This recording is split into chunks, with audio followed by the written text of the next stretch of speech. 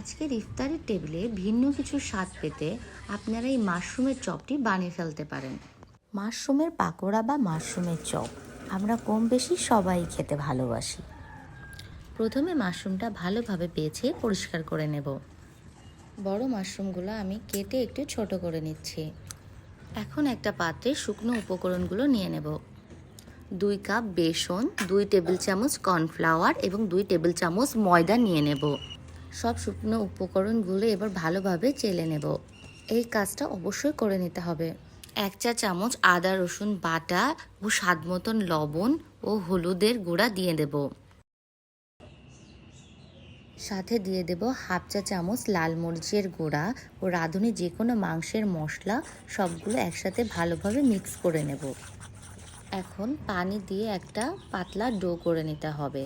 পানিটা একবারে না দিয়ে অল্প অল্প করে দিয়ে মেশাতে হবে। আমি এখানে প্রায় 1 কাপের মতন পানি ইউজ করেছি। বেসনের ঘনত্বটা ঠিক এমন হবে। একটা চামচ দিয়ে আমি সহজে দেখিয়ে দিচ্ছি।